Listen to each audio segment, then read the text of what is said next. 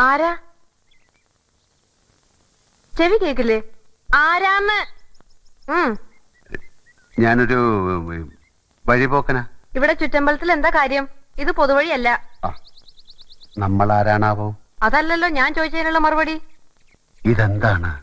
കാവിലെ ഭഗവതി നേരിട്ട് പ്രത്യക്ഷപ്പെട്ടതാണോ? അതെ.